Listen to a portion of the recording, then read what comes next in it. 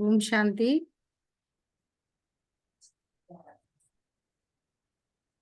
ओम शांति बहन।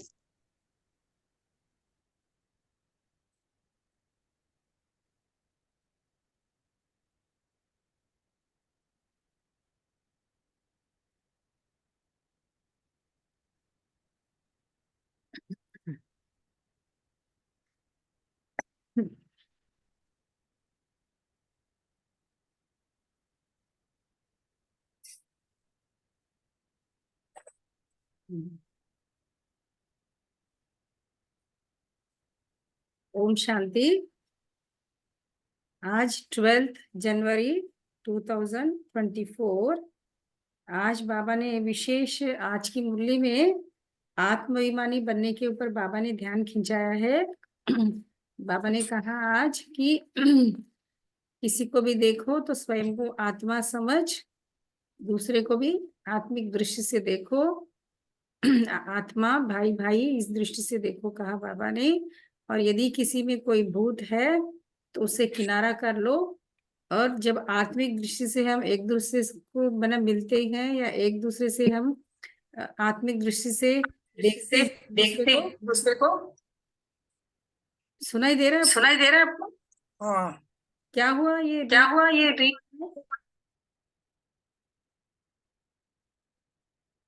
तो बाबा ने कहा कि जब ऐसे आत्मिक दृष्टि से आप देखते हो तो सारे भूत हमारे अंदर जो भी है, 5 विकार रूपी भूत, वो भी खत्म हो जाएंगे, कहा बाबा ने।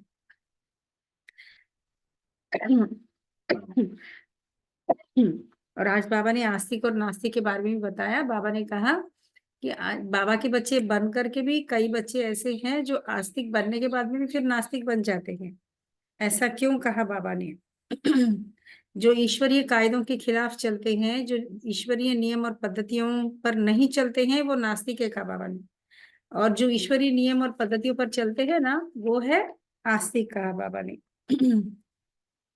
और बाबा ने आज कहा कि निश्चय और नशे के आधार से हर परिस्थिति पर आप विजय प्राप्त कर सकते हो, कहा। तो इस तरह से आज हम अभी आज की मुरली पढ़ेंगे।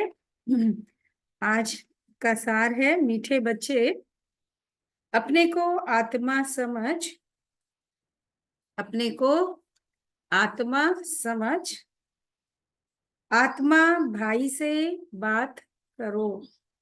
अपने को आत्मा समझ, आत्मा भाई से बात करो।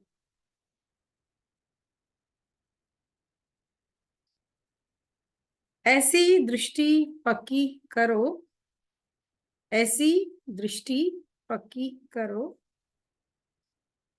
तो भूत प्रवेश नहीं करेंगे, तो भूत प्रवेश नहीं करेंगे।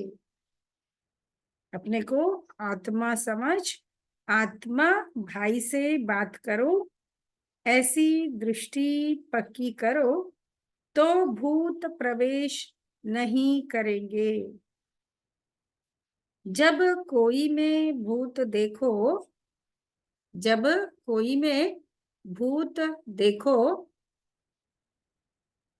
तो क्या करो, उससे किनारा कर लो। जब कोई में भूत देखो तो उससे किनारा कर लो। प्रश्न है, बाप का बनने के बाद भी, बाप का बनने के बाद भी आस्तिक और नास्तिक बच्चे हैं, आस्तिक और नास्तिक बच्चे हैं। वह कैसे? बाप का बनने के बाद भी आस्तिक और नास्तिक बच्चे हैं, वह कैसे? उत्तर है, आस्तिक वह है, आस्तिक वह है जो ईश्वरीय कायदों का पालन करते हैं।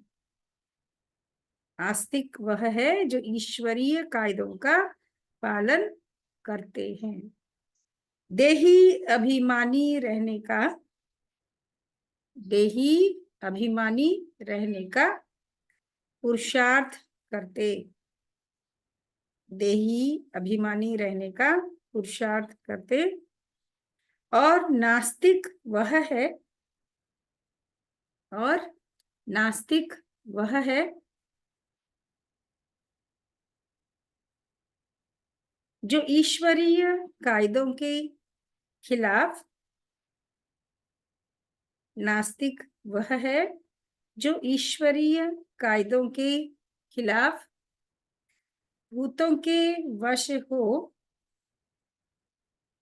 भूतों के वश हो, आपस में लड़ते झगड़ते रहते हैं। किसको कह रहे बाबा? नास्तिक, जो 5 विकारों के वशीभूत होकर के आपस में लड़ते झगड़ते रहते हैं, उनको क्या कहेंगे? नास्तिक।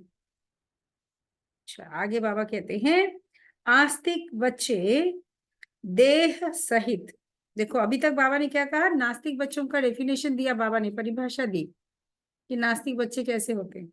अब बाबा आस्तिक बच्चों के लिए कह रहे हैं कि आस्तिक बच्चे देह सहित, देह के सब संबंधों से बुद्धि योग तोड़ अपने को भाई भाई समझते हैं। क्या करते हैं आस्तिक बच्चे? देह सहित, देह के सब संबंधों से बुद्धि योग तोड़ अपने को भाई भाई समझते हैं। नास्तिक देह अभिमान में रहते हैं, और जो नास्तिक होते हैं वो क्या करते हैं? देह के अभिमान में रहते हैं। ओम शांति, ओम शांति। सुनाई दे रहा है सभी को? हाँ बहन जी, हाँ बहन जी। अच्छा, पहले पहले बाप बच्चों को समझाते हैं कि हे बच्चे, बुद्धि में सदा यह याद रखो कि शिव बाबा हमारा सुप्रीम बाप भी है, सुप्रीम शिक्षक भी है, सुप्रीम सत गुरु भी है। क्या क्या है? सुप्रीम सदगुरु भी है। यह पहले पहले बुद्धि में जरूर आना चाहिए। हर एक अपने को जान सकते हैं कि हमारी बुद्धि में आया व नहीं। अगर बुद्धि में याद आता तो आस्तिक है, नहीं आता है तो नास्तिक है। बाबा की याद बुद्धि में ठहरी मना आत्माभिमानी स्थिति रही मना हम आस्तिक ठहरे। अगर हम आत्माभिमानी स्थिति में स्थित नहीं है, आत्मिक दृष्टि से नहीं देखते, तो हम क्या ठहरे? नास्तिक ठहरे। नहीं आता है तो नास्तिक है। स्टूडेंट की बुद्धि में फट से आना चाहिए कि टीचर आया है, घर में रहते हैं तो वह भूल जाता है। क्या हमारी बुद्धि में आना चाहिए? ये भगवान टीचर आकर के हमको पढ़ा रहे हैं, ये बुद्धि में होना चाहिए। पर घर में रहते हैं तो क्या हो जाता है? भूल जाते हैं। जब स्कूल में आते हैं यहाँ पर, तब स्मृति रहती है।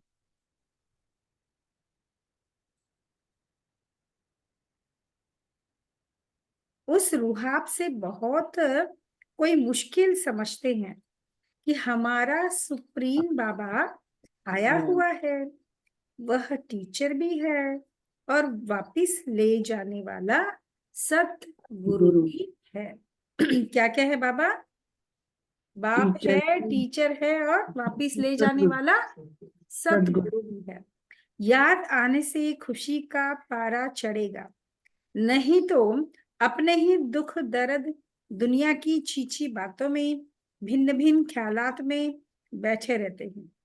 दूसरी बात, बहुत करके बच्चों से पूछते हैं कि विनाश में बाकी कितना समय है। पूछते हैं कि विनाश में भी कितना समय है। तो क्या बोलो? क्या बोलो? तो बोलो यह पूछने की बात नहीं है, विनाश की बात पूछने की नहीं है, ऐसे बोलो। क्योंकि बाबा ने कहा है ना कि विनाश अचानक होगा। बाबा भी बताकर विनाश करेंगे क्या? सब बोला बाबा ने कभी कि विनाश में बताकर करूंगा? नहीं बोले ना। तो बाबा कहते हैं कि ऐसे कोई पूछता है तो उनको बोलो कि यह पूछने की बात नहीं है, पहले तो यह हमको किसने समझाया है, उनको तो जानो। क्या कहना चाहिए? ये ज्ञान जो पहले समझा रहे हैं ना, पहले उसको जानो, उस भगवान को जानो। विनाश कब होगा वो बात की बात है। विनाश तो कभी भी होगा। हमारे शरीर का विनाश कब होगा पता है क्या? नहीं पता है ना। फिर इस सृष्टि के विनाश की हमको क्यों चिंता है? तो जिन्होंने ज्ञान समझाया है उनको तो जानो, पहले बाप का परिचय दो। आदत पड़ी हुई होगी तो समझाएंगे, नहीं तो भूल जाएंगे। आदत पड़ी हुई होगी तो क्या करेंगे? बाबा कहते समझाएंगे। समझाएंगे, नहीं तो भूल जाएंगे। बाप कितना कहते हैं, अपने को आत्मा समझो, दूसरे को आत्मा की दृष्टि से देखो देखो। कितना समझाते बाबा, कितना समझाते? हर दिन, हर रोज मुरली में कितने बार आता है आत्मा समझो, आत्मा समझो? कम से कम 5-6 बार तो आता है, कम से कम 5-6 बार। ज्यादा से ज्यादा तो 20 बार भी आता है, 30 बार भी आता है। तो कम से कम हर मुरली में 4-5 बार या 5-6 बार तो बाबा बोलते ही हैं। तो क्या कह रहे बाबा? अपने को आत्मा समझो, दूसरे को आत्मा की दृष्टि से देखो। पहले बाप का परिचय दो, और आदत पड़ी हुई होगी तो समझाएंगे, नहीं तो भूल जाएंगे। तो बाप कितना कहते हैं, अपने को आत्मा समझो, दूसरे को आत्मा की दृष्टि से देखो। खुद को आत्मा समझो और दूसरों को भी आत्मिक दृष्टि से देखो। देखो परंतु वह दृष्टि नहीं ठहरती है, आत्मिक दृष्टि ठहरती ही नहीं है। रुपए से एक आना भी मुश्किल बैठता है, समझे? 1 रुपए में एक आना भी बड़े मुश्किल से बच्चों की बुद्धि में बैठता है, कह रहे बाबा। जैसे बुद्धि में ठहरता ही नहीं है। यह कोई बाप श्राप नहीं देते। बाबा कह रहे बुद्धि में तो जैसे बच्चों के बैठता ही नहीं है, ठहरता ही नहीं है, पर मैं कोई आपको श्राप नहीं दे रहा हूं ऐसे। क्या कह करके कि आपकी बुद्धि में नहीं बैठता, ऐसा बाबा श्राप नहीं दे रहे। पर जो बच्चों को देख रहे हैं ना बाबा, जो बच्चों की स्थिति को देख रहे हैं, तो उस स्थिति को देख करके बाबा कहते हैं कि आपकी बुद्धि में तो बाप की स्मृति या आत्मयमानी स्थिति ठहरती ही नहीं है। यह तो बाप समझाते हैं कि ज्ञान बहुत ऊंचा है, राजाई स्थापन होती है। बाबा क्या समझा रहे? ज्ञान तो बड़ा ऊंचा है, क्योंकि देने वाला कौन है? ऊंचे से ऊंचा भगवान दे रहे हैं ना, इसलिए ज्ञान भी बड़ा ऊंचा है। राजाई स्थापन होती है, रंक से लेकर राव बनते हैं। हम रंक है, रंक से भी क्या बन रहे? राव बन रहे, राजा बन रहे। राव थोड़े बनते हैं और बाकी रंक नंबरवार होते हैं। राजा कितने बनेंगे? राजाएं कितने बनेंगे? बहुत कम ना, क्योंकि राजाएं, सभी राजा बने तो किस पर राज्य करेंगे? राजा तो एक ही होगा, एक राज्य के लिए एक ही राजा होगा, तो राजाएं कम होंगे। लेकिन रंक माना कम पदवी वाले ही अधिक होंगे। तो बाबा कहते हैं राव थोड़े बनते हैं, बाकी रंक नंबरवार होते हैं। लास्ट नंबर वाले की बुद्धि में कभी कोई बात बैठ न सके। ना, जो लास्ट नंबर वाला होगा उसकी बुद्धि में ये सारी बातें बैठ नहीं सकती है। जो नंबर 1 में आने वाली आत्मा होगी उसकी बुद्धि में ये सारी बातें बैठेगी। तो पहले जब किसी को भी समझाते हो तो शिव बाबा का जो 32 गुणों वाला चित्र बनाया है, कौन सा गुण है? जो निराकार शिव है, परमात्मा के बारे में, उनके गुणों के बारे में है ना, वो प्यार का सागर है, ज्ञान का सागर है, शांति का सागर है। तो उन 32 गुणों का चित्र जो बनाया है उस पर समझाना चाहिए। सर्वप्रथम पहले परमात्मा के बारे में समझा, उसके बाद क्या करो? आत्मा के बारे में समझो। तो 32 गुणों वाला चित्र बनाया है, उस पर समझाना चाहिए। उसमें भी लिखा हुआ है सुप्रीम फादर। उसमें भी क्या लिखा हुआ है? Supreme father, supreme teacher, supreme सतगुरु। पहले जब यह निश्चय होगा कि समझाने वाला कौन है, पहले ये निश्चय होगा कि समझाने वाला कौन है? Supreme father. जब यह निश्चय होगा कि समझाने वाला सुप्रीम फादर है, तो फिर संशय नहीं लाएंगे। बाप बिगर यह स्थापना कोई कर न सके। तुम जब समझाते हो यह स्थापना हो रही है तो उन्हों की बुद्धि में यह जरूर आना चाहिए कि इन्हों को समझाने वाला कोई है।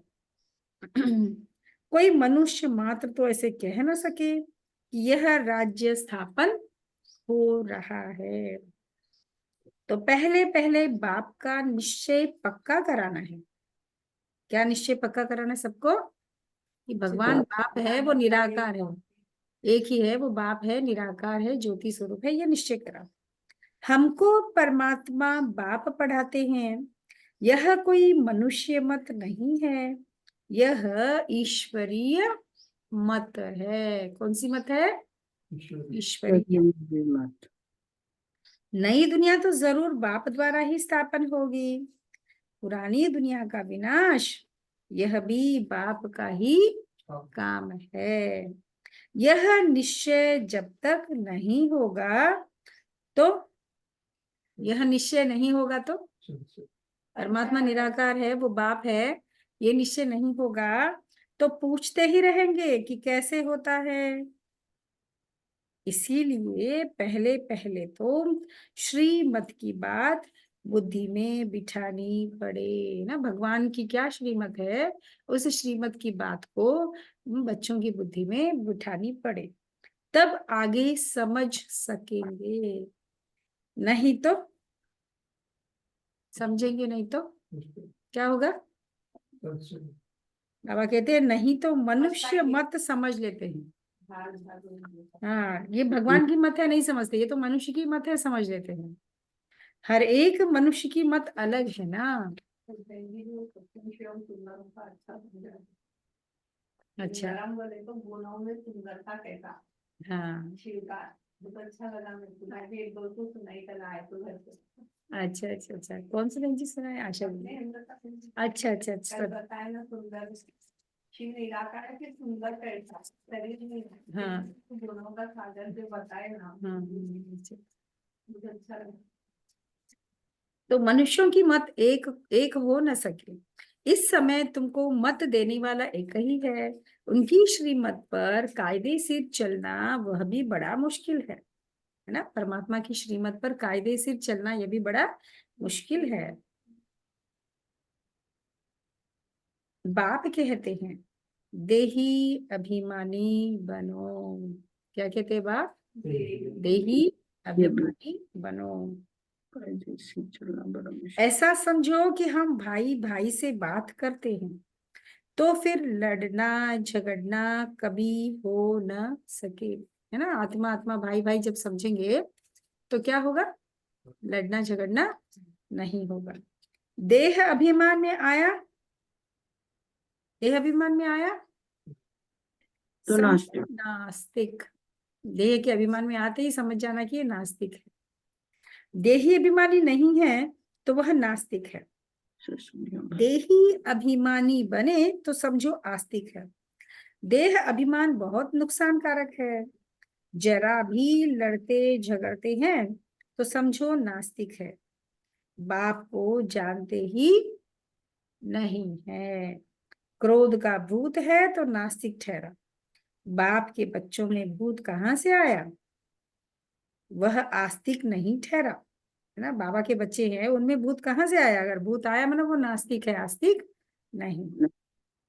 भल कितना भी कहे हमारा बाप में प्यार है, परंतु ईश्वरीय कायदे के खिलाफ बात करते हैं तो उन्हें रावण संप्रदाय का समझना चाहिए।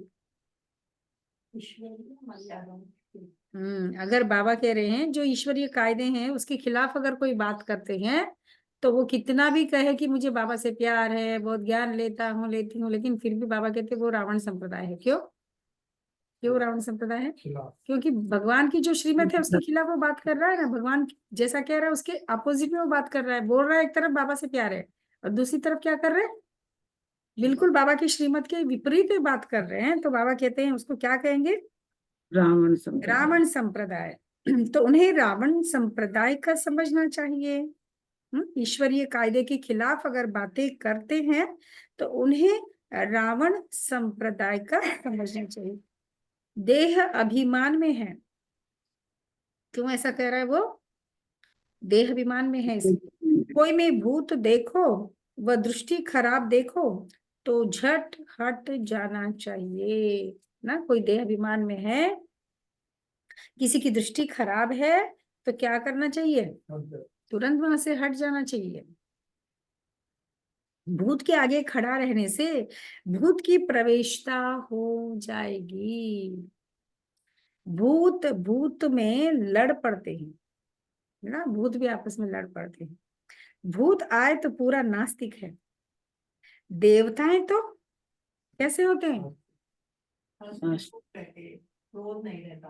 और आस्तिक रहते थे। सर्वगुण संपन्न होते हैं। कैसे होते हैं? सर्वगुण संपन्न होते हैं।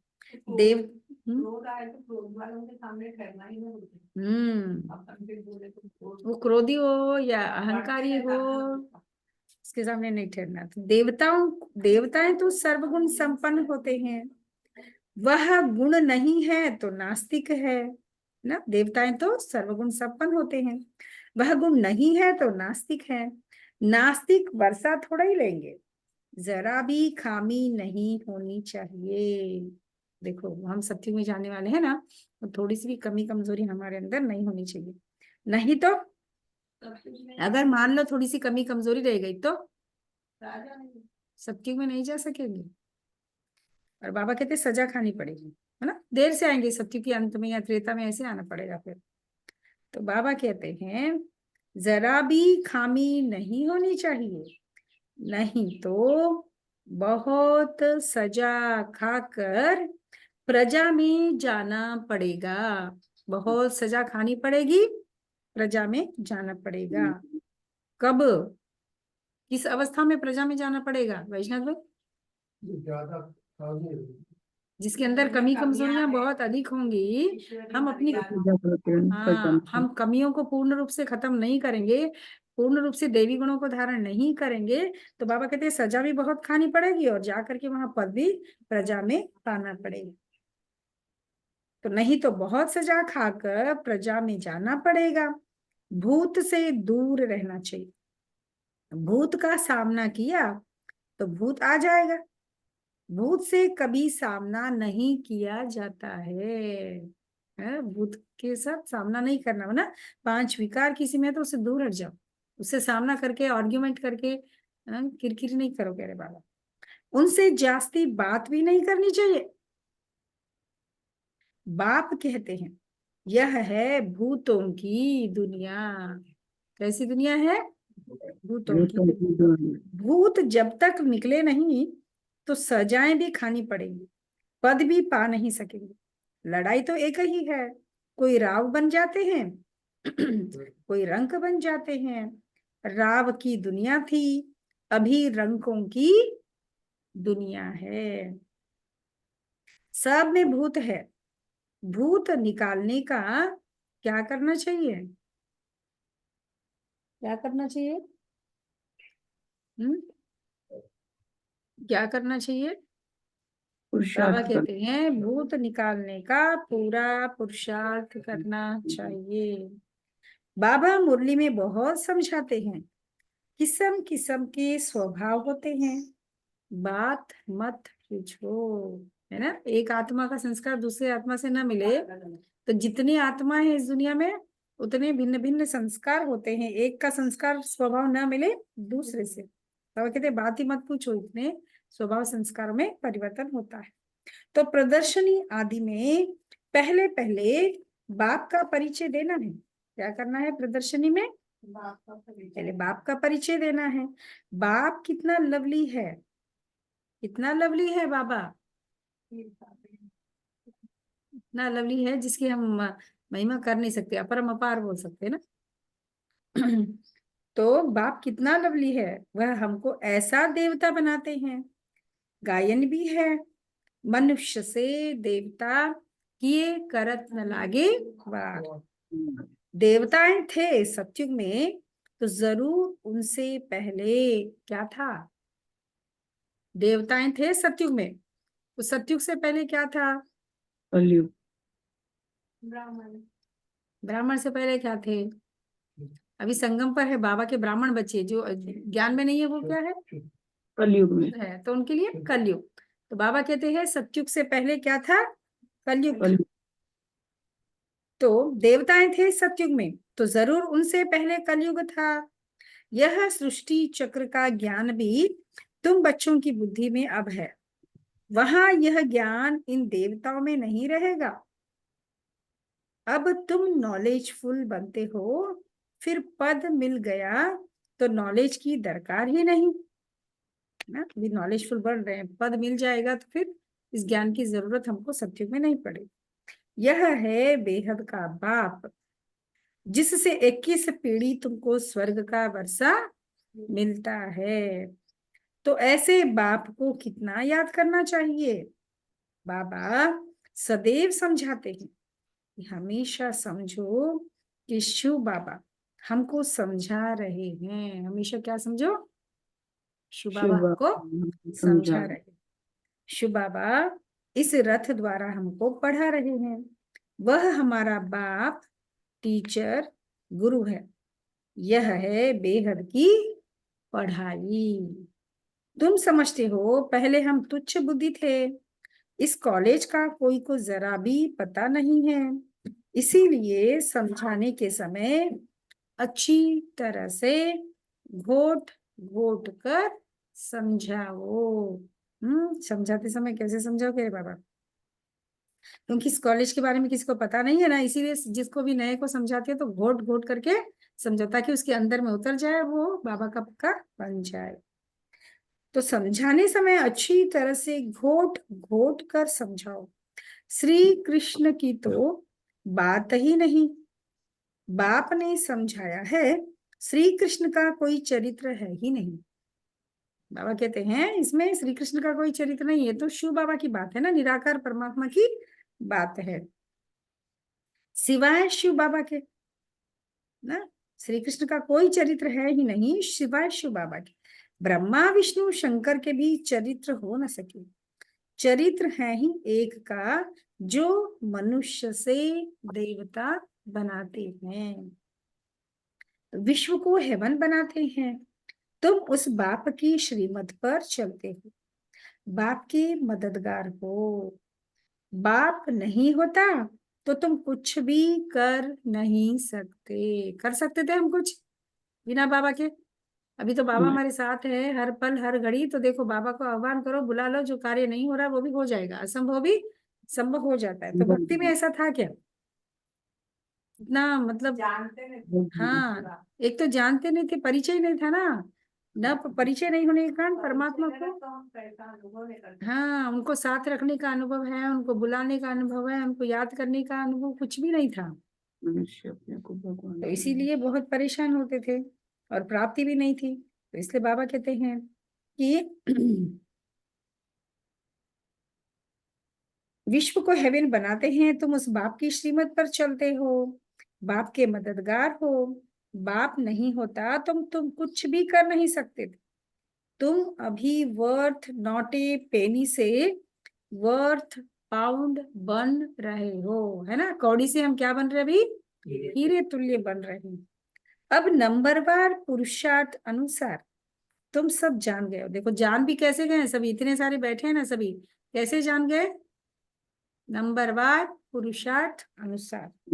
तो पहले पहले है बाप का परिचय। सतयुग में देवताओं की बेहद की बादशाही है। सतयुग में क्या है? देवताओं की बेहद की बादशाही है। उनके राज्य में और कोई था नहीं। कहाँ नहीं थे कोई भी? जहाँ देवताएं थे ना वहां पर और किसी का राज्य नहीं होता है, सिर्फ देवताएं रहते। अभी तो कलयुग है, कितने ढेर धर्म है। यह एक ही आदि सनातन देवी देवता धर्म कब स्थापन हुआ, यह कोई की बुद्धि में नहीं है। तुम बच्चों की भी बुद्धि में नंबरवार पुरुषार्थ अनुसार है। तो पहले बाप की महिमा पर अच्छी तरह से समझाना चाहिए। हम जानते हैं जरूर बाप से हमको पहचान मिली है। तो बाप कहते हैं सर्व का सद्गति दाता भी मैं ही हूँ, सर्व का सद्गति दाता भी बाबा ही है। तो कल्प कल्प मैं तुम बच्चों को राय देता हूँ। क्या देते होंगे बाबा? हर कल्प में बाबा आकर के राय देते हैं। तो क्या राय देते हैं? अपने को आत्मा अपने को समझो, आत्मा समझो और मुझे याद करो। क्या राय दे रहे बाबा? अपने को आत्मा आत्मा समझो, मुझ बाप को याद करो। तो आत्मा पतित से पावन बन जाएगी। कैसे बनेगी आत्मा पतित से पावन? अपने को आत्मा समझकर बाप को याद करेंगे। तो देह समझकर याद करेंगे बाबा को तो कोई प्राप्ति नहीं होगी। आत्म अभिमानी भव। क्या कह रहे बाबा? अपने को आत्मा समझो और मुझे याद करो तो आत्मा पतित से पावन बन जाएगी। आत्म अभिमानी भव। दूसरे को भी आत्मा समझने से तुम्हारी क्रिमिनल आई नहीं होगी। दूसरों को हम जब आत्मिक दृष्टि से देखते हैं, आत्मा आत्मा आत्मा, तो हमारी दृष्टि में सत्व प्रधानता या पवित्रता होगी, तमो प्रधान दृष्टि नहीं होगी, क्रिमिनल दृष्टि नहीं होगी, विकारी दृष्टि नहीं होगी। आत्मा ही शरीर द्वारा कर्म करती है। हम आत्मा है, यह आत्मा है, यह पक्का करना है। क्या पक्का करना है? हम आत्मा है, ये भी आत्मा है, फलाना आत्मा फलाना आत्मा फलानी आत्मा सब आत्मा है, ये पक्का करना है। तुम जानते हो पहले पहले हम 100% पावन थे, फिर पतित बने। आत्मा ही बुलाती है कि बाबा आओ। आत्मा का अभिमान पक्का रहना चाहिए और संबंध सब भूल जाने चाहिए। आत्मा का जो अभिमान है ना, आत्माभिमानी स्थिति, वो पक्का रहना चाहिए, बाकी सब भूल जाना चाहिए। तो हम आत्मा स्वीट होम में रहने वाले यहाँ पाठ बजाने आई हैं। यह भी तुम बच्चे ही समझते हो। क्या समझते हैं हम बच्चे? हम आत्माएं हैं, पाठ बजाने के लिए इस धरती पर आए हैं। यह भी नंबरवार हम बच्चे ही समझते। तुम्हारे में भी नंबरवार है, जिनको याद रहती है भगवान पढ़ाते हैं। कितनी खुशी रहनी चाहिए। भगवान हमारा बाप भी है, टीचर भी है, सतगुरु भी है। तुम कहेंगे हम उनके सिवाय और कोई को याद नहीं करते। तो बाप कहते हैं देह सहित देह के सभी संबंध तोड़ माम एकम याद करो। तुम सब ब्रदर्स हो। कौन है हम सब? हम सब कौन है? ब्रदर्स हैं। कोई मानते हैं, कोई नहीं मानते हैं, तो समझो नास्तिक है। कोई नहीं मानता है तो क्या समझो? नास्तिक। हम शिव बाबा के बच्चे हैं तो पावन होने चाहिए। बाप को बुलाते ही हैं, बाबा आकर हमको पावन विश्व का मालिक बनाओ। सत्युग में तो पावन होने की बात ही नहीं है। पहले तो यह समझो कि यह शिव बाबा है, इनसे नई दुनिया स्थापन होती है। अगर पूछे कि विनाश कब होगा, तो बोलो पहले अल्फ को समझो। अल्फ को नहीं समझा तो पीछे की बात बुद्धि में कैसे आएगी। हम सत्य बाप के बच्चे सत्य बोलते हैं। हम कोई मनुष्य के बच्चे नहीं हैं। हम मनुष्य के बच्चे हैं? किसके नहीं, बच्चे हैं? शिव बाबा के। किसके बच्चे हैं? भगवान के। हम शिव भगवान के बच्चे हैं। तो हम शिव बाबा के बच्चे हैं। भगवान उवाच। भगवान उनको कहा जाता है जो सभी ब्रदर्स का बाप है। सभी आत्मा रूपी भाई का, भाइयों का बना आत्माओं का बाप है, उसी को फादर या भगवान कहते। मनुष्य अपने को भगवान कहला न सके। भगवान तो और कैसा है? भगवान तो निराकार है। वह बाप, टीचर, सत गुरु है। कोई मनुष्य बाप, टीचर, सतगुरु हो न सके। ऐसा हो सकता है? कोई मनुष्य बाप भी बनेगा, टीचर भी बनेगा, सतगुरु भी बनेगा, ऐसा हो सकता है? हाँ, हो सकता है। पिता भी हो, टीचर भी हो, लेकिन सतगुरु नहीं हो सकता। कोई भी मनुष्य किसकी सदगति कर नहीं सकते। भगवान हो न सके ना, कोई किसी की सदगति मनुष्य कर नहीं सकता और भगवान बन नहीं सकता है। बाबा है पतित पावन, पतित बनाता है रावण ना। बाबा क्या है? पतित पावन, पतितों को पावन बनाने वाले बाबा है, और रावण पतित बनाने वाला है। बाकी यह सब है भक्ति के गुरु। यह भी तुम समझते हो, जो यहाँ आते हैं वह आस्तिक तो बनते हैं। जो भी बाबा के पास आते हैं वो क्या बनते हैं? आस्तिक बनते हैं। तो बेहद के बाप के पास आकर निश्चय करते हैं, यह हमारा बाप टीचर गुरु है। जब कंप्लीट देवी गुण आ जाएंगे तो लड़ाई भी लगेगी। समय अनुसार तुम खुद समझेंगे कि अब कर्मातीत अवस्था को पहुंच रहे हैं। क्या समझेंगे? कर्मातीत समय अवस्था। अनुसार खुद ब खुद समझेंगे कि अब हम कर्मातीत अवस्था को पहुंच रहे हैं। आपको फील होगा, महसूस होने लगेगा। जैसे जैसा हमारा पुरुषार्थ जो है वो अभिवृद्धि को प्राप्त होगा, तीव्रता की और पुरुषार्थ हमारा बढ़ेगा, तो हमको फीलिंग आनी शुरू हो जाएगी। क्या फीलिंग आएगी? कि हम कर्मातीत अवस्था की तरफ पहुंच रहे हैं। अभी कर्मातीत अवस्था हुई कहाँ है? क्या पूछ रहे बाबा? अभी कर्मातीत अवस्था हुई कहाँ है? अभी बहुत काम है, बहुतों को पैगाम देना है। बाप से वर्षा लेने का तो सबको हक है। अब तो लड़ाई जोर से होगी। फिर यह हॉस्पिटल, डॉक्टर आदि कुछ नहीं रहेंगे। तो बाप बच्चों को सम्मुख समझा रहे हैं कि तुम आत्माएं 84 जन्म शरीर धारण कर अपना पाठ बजाती हो। क्या करते हैं हम आत्माएं? 84 जन्म लेकर के अपना पाठ बजाती है। किसी के 70-80 जन्म भी होंगे। अभी जाना तो सबको है, विनाश होना ही है ना। किसी आत्मा के 70-80 होंगे तो किसी किसी के 84 होंगे। मतलब 84 जन्म सभी नहीं लेंगे बोले बाबा। क्यों ऐसे? सभी 84 जन्म नहीं लेंगे। क्यों? पुरुषार्थ अनुसार, अपने अपने पुरुषार्थ अनुसार। जिसका पुरुषार्थ जितना अच्छा होगा वो उतना ऊंच पद पाएगा, उतना नजदीक आएगा, उतने अधिक जन्म होंगे ना। अगर हमने पुरुषार्थ उतना अच्छा नहीं किया तो हमारे पूरे जन्म नहीं होंगे ना। जितना ज्यादा पुरुषार्थ करेंगे उतना ऊंच पद और उतना आगे आएंगे। सत्युग में ना, सत्युग के 1-1 से आएंगे। उतना पुरुषार्थ नहीं है तो थोड़ा पीछे, और कम पुरुषार्थ हुआ तो और थोड़ा पीछे जन्म बाद में, है ना। तो इस तरह से बाबा क्या कह रहे हैं? 84 जन्म तुम आत्माएं 84 जन्म शरीर धारण कर अपना पाठ बजाती हो। किसी के 70, किसी के 80 जन्म भी होंगे। अभी जाना तो सबको है, विनाश होना ही है। अपवित्र आत्मा जा न सके, लेकिन जो आत्मा अपवित्र है वो कभी जा न सके। पावन होने लिए बाप को जरूर याद करना है। मेहनत है। 21 जन्मों के लिए स्वर्गवासी बनना है। कोई कम बात है क्या? 21 जन्मों के लिए स्वर्गवासी बनना कोई कम बात है? मनुष्य तो कह देते फलाना स्वर्गवासी हुआ। अरे स्वर्ग है कहाँ ना। कोई शरीर छोड़ता है तो स्वर्गवासी हुआ कहते। बाबा कहते स्वर्ग किधर है क्या इधर? अभी स्वर्ग तो सब चीज में होगा। कुछ भी समझते नहीं है। तुम बच्चों को बड़ी खुशी रहनी चाहिए कि भगवान हमको पढ़ाते हैं, विश्व का मालिक बनाते हैं। क्या खुशी होनी चाहिए हमको? भगवान पढ़ाते हैं और विश्व का मालिक बनाते हैं।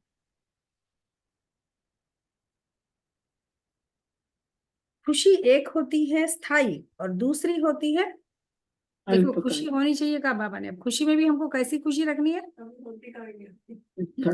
बाबा कहते हैं स्थायी खुशी रखनी है। कभी खुशी रही, थोड़ी देर के बाद किसी ने कुछ कह दिया, डांट दिया, कुछ इल्जाम लगा दिया, चलो मूड ऑफ हो गया। वैसा करना है क्या? हाँ, वैसा करना है? बाबा कहते वैसा नहीं। खुशी एक होती है स्थायी और दूसरी होती है अल्पकाल की। पढ़ेंगे पढ़ाएंगे नहीं तो खुशी क्या होगी? पढ़ेंगे भी नहीं, पढ़ाएंगे भी नहीं तो खुशी भी नहीं रहेगी। आसुरी गुणों को भगाना है। बाप कितना समझाते हैं। क्या कह रहे बाबा? आसुरी गुणों को भगाना है। बाप कितना समझाते हैं। कर्म भोग कितना है? जब तक कर्म भोग है तो यह निशानी है अभी तक कर्मातीत अवस्था हुई नहीं है। जब तक कर्म हो गए तब तक कर्मातीत अवस्था नहीं आएगी। कर्मातीत अवस्था नहीं आई मतलब क्या समझो, हमारे अभी कर्म के भोग है, भोगने के लिए पूर्व जन्मों के अनेक जन्मों की जो भी हमारे किए हुए कर्म है वो अभी बाकी है भोगने के, इसीलिए हम कर्मातीत अवस्था को नहीं पा रहे अभी, ये समझो। तो अभी तक कर्मातीत अवस्था हुई नहीं है, अभी मेहनत करनी है। कोई भी माया के तूफान न आए, क्या मेहनत करना है? नहीं, माया के कोई भी तूफान न आए, कर्मातीत अवस्था को पाए, उसकी मेहनत हमको करनी है। बाबा की जो श्रीमत है, जो कायदा है, उसके अनुसार चलना। तो बच्चों को यह निश्चय है कि बाप ने हमको अनेक बार मनुष्य से देवता बनाया है। यह बुद्धि में आए तो भी अहो सौभाग्य, ये बुद्धि में आ जाए तो भी बड़ा सौभाग्य। यह बेहद का बड़ा स्कूल है, वह होता है हद का छोटा ना। वो तो स्कूल जो होता है लौकिक स्कूल बच्चों का, वो हद का स्कूल होता है, और ये है बेहद का। बाप को तो बहुत तरस पड़ता है। कैसे समझाऊं बाबा को, बच्चों पर तरस पड़ रहा है, मैं कैसे समझाऊं बच्चों को भी, जो बच्चों की बुद्धि में बैठ जाए। किस रीति से समझाऊं बच्चों को जिससे जिससे मेरे बच्चों की बुद्धि में बैठ जाए, ऐसे बाबा को तरस आ रहा है। तो कैसे समझाऊं, कोई से तो अब तक भी भूत निकले नहीं है। कई बच्चे ऐसे हैं अभी भी उनके अंदर भूत हैं, कह रहे बाबा। कोई से तो अब तक भी भूत निकले नहीं है। दिल पर चढ़ने बदले गिर पड़ते हैं। भगवान के दिल पर चढ़ना चाहिए पर उसकी वजह क्या हो रहा है, नीचे गिर पड़ते हैं। कई बच्चियां तो तैयार हो रही है अनेकों का कल्याण करने के लिए। कई बच्चियां अनेकों का कल्याण करने के लिए तैयार भी हो रही। अच्छा अच्छा, मीठे मीठे सिक्की लदे बच्चों प्रति माता पिता बाप दादा का याद प्यार और गुड मॉर्निंग। रूहानी बाप की रूहानी बच्चों को नमस्ते। हम सभी रूहानी बच्चों की रूहानी प्यारे माता पिता बाप दादा को याद प्यार प्यार, गुड मॉर्निंग और और नमस्ते। नमस्ते। ओम शांति। शांति। न दुख देंगे न दुख देंगे, दुआएं देंगे। दुआएं देंगे। शुक्रिया बाबा, शुक्रिया बहुत बाबा। शुक्रिया बाबा, शुक्रिया। कोटि कोटि धारणा के लिए मुख्य सार धन्यवाद। फर्स्ट पॉइंट है, कोई भी बात ईश्वरीय कायदे के खिलाफ नहीं करनी है। कोई भी बात ईश्वरीय कायदे के खिलाफ नहीं करनी है ना। कोई अनाप शनाप बोलते रहते हैं तो बाबा कहते हैं नहीं, बिल्कुल जो श्रीमत है श्रीमत के अनुसार ही बोलना चाहिए, श्रीमत के खिलाफ बात नहीं करनी। तो कोई भी बात ईश्वरीय कायदे के खिलाफ नहीं करनी है। किसी में भी अगर भूत की प्रवेशता है, किसी में भी अगर भूत की प्रवेशता है तो क्या करो, तुम्हारा काम। किनारा कर लेना। या दृष्टि खराब है, किसी में भी अगर भूत की प्रवेशता है या दृष्टि खराब है तो उसके सामने से हट जाना है। क्या करना, उसके सामने से हट जाना। उनसे जास्ती बात नहीं करनी है, डिबेट ही नहीं करो। सेकंड पॉइंट, स्थायी खुशी में रहने के लिए, स्थायी खुशी में रहने के लिए पढ़ाई पर पूरा ध्यान देना है। स्थायी खुशी में रहने के लिए, देखो स्थायी खुशी नहीं रहती कहा बाबा ने ऊपर में। अब क्या करे बाबा, अगर स्थायी खुशी में रहना चाहते हैं तो क्या करो, पढ़ाई पर। हाँ, पढ़ाई पर पूरा ध्यान दो। बाबा ने आज क्या कहा, मुरली के क्या पॉइंट्स है, विशेष करके क्या हमको आज प्रैक्टिस करना है उसका। अगर देखो चिंतन चला तो मंथन होता है, मंथन हुआ तो अंदर उतरेगा तो फिर वो धारणा में आएगा। नहीं तो बस लौकिक में लौकिक लोगों की तरह हमारा चलता रहेगा। तो स्थायी खुशी में रहने के लिए पढ़ाई पर पूरा ध्यान देना है। आसुरी गुणों को निकाल आसुरी गुणों को निकाल, दैवी गुण धारण कर। आसुरी गुणों को निकाल, दैवी गुण धारण कर, आस्तिक बनना है। क्या करना है? आस्तिक बनना। हाँ, वरदान है, आज बाबा ने हमें वरदान दिया। निश्चय और नशे के आधार से, निश्चय और नशे के आधार से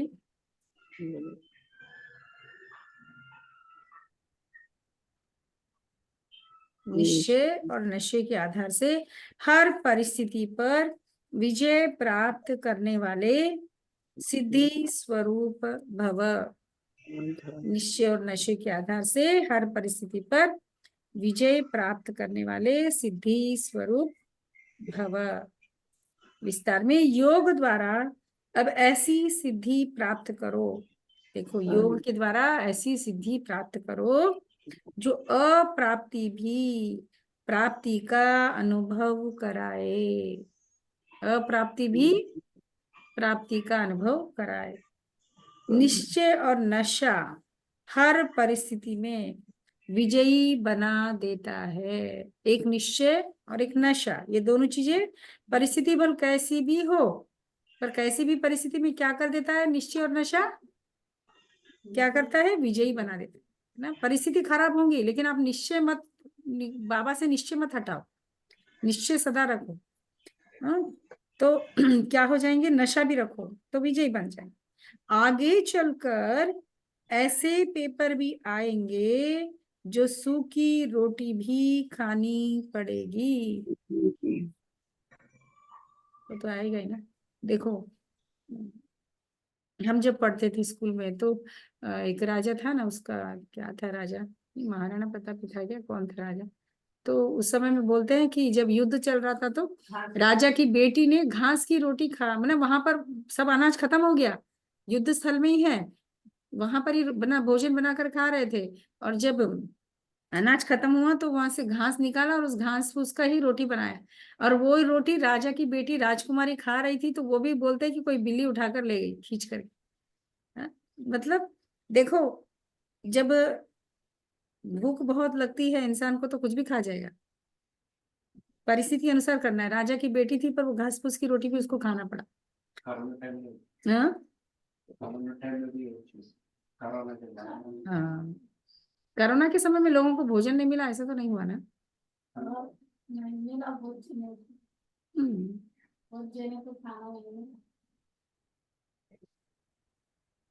तो इसलिए बाबा क्या कह रहे हैं? आगे चल, ऐसे पेपर भी आएंगे जो सूखी रोटी भी खानी पड़ेगी। लेकिन क्या फिर? लेकिन निश्चय, नशा और योग के सिद्धि की शक्ति, निश्चय, नशा और योग की सिद्धि की शक्ति सूखी रोटी को भी नरम बना देगी। आपको फील होगा सूखी नहीं है ये, नरम है, ऐसा फील होने लगेगा। एक चाहिए निश्चय, दूसरा चाहिए नशा। भगवान पर निश्चय चाहिए और नशा चाहिए कि हम कहाँ जाने वाले हैं अब इसके बाद।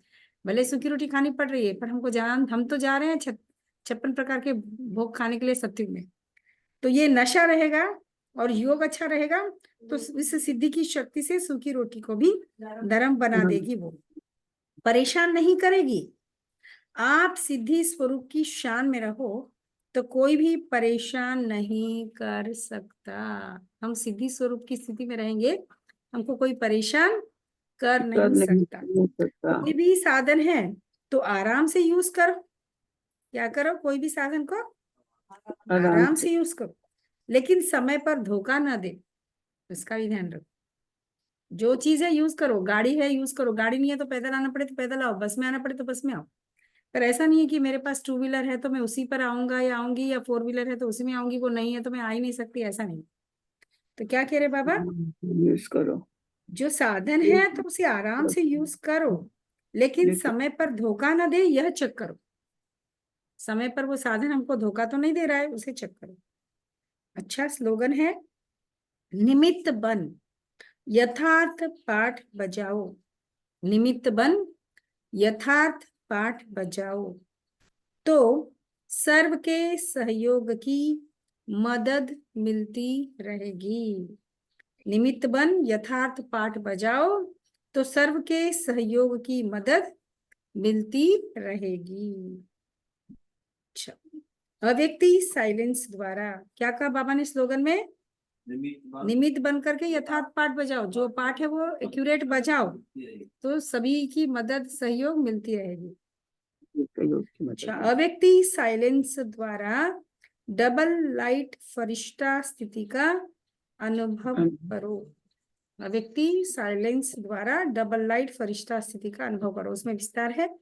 किसी भी कार्य में नवीनता की इन्वेंशन के लिए एकाग्रता की आवश्यकता होती है। आप कुछ नया, जैसे कुछ नया अनुभव करना चाहते हो आप, तो उसके लिए क्या चाहिए? एकाग्रता की शक्ति। आप पूर्ण रूप से मन और बुद्धि को बाबा पर पूरा फोकस करेंगे, एकाग्र करेंगे तो क्या होगा?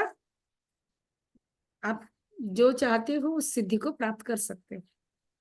चाहे लौकिक दुनिया की इन्वेंशन हो, चाहे आध्यात्मिक इन्वेंशन हो, एकाग्रता अर्थात एक ही संकल्प में टिक जाना।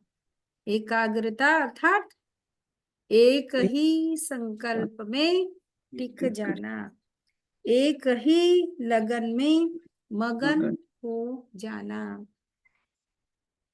अपनी शांत स्वरूप स्थिति में स्थित हो जाना। क्या करना है? एक ही लगन में मगन हो जाना, अपनी शांत स्वरूप स्थिति में स्थित हो जाना। इससे बुद्धि का भटकना सहज ही छूट जाएगा। इससे क्या हो जाएगा? बुद्धि का भटकना छूट जाएगा। देह और देह की दुनिया सहज भूल जाएगी। कैसे भूलेंगे? एक की लगन में मगन हो जाएंगे, एकाग्र मन बुद्धि को एक संकल्प में टिका देंगे। एक तरफ की एकाग्रता, एक तो पूरी एकाग्रता बाबा पर, और एक ही संकल्प ले लो। मन बुद्धि को एक बाबा पर टिका दो तो क्या हो जाएगा? एक बुद्धि बाबा पर तरफ मन बुद्धि को अगर टिका देंगे, स्थिर कर देंगे, मन को एकाग्र कर देंगे बाबा पर, तो क्या हो जाएगा? शांत स्वरूप भी हो जाएंगे, बुद्धि का भटकना भी छूट जाएगा, और क्या होगा?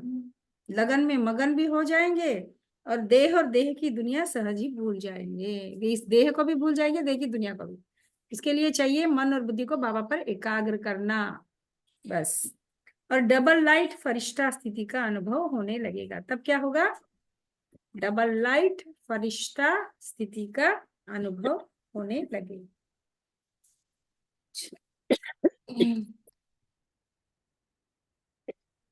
अब एक इशारे पत्र पुष्प में आज का पॉइंट है।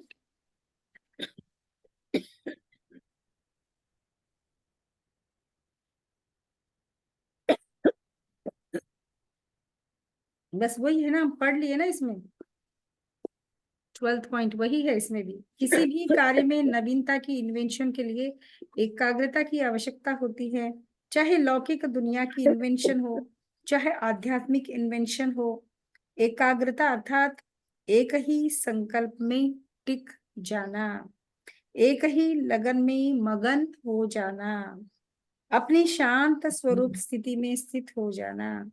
इससे बुद्धि का भटकना सहज ही छूट जाएगा।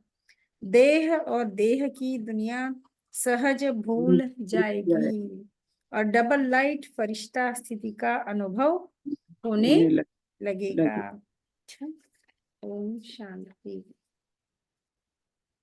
संडे बहन जी का, कुलदीप बहन जी का बर्थडे सेलिब्रेशन है शांति सरोवर में, आप सबको पता है ना।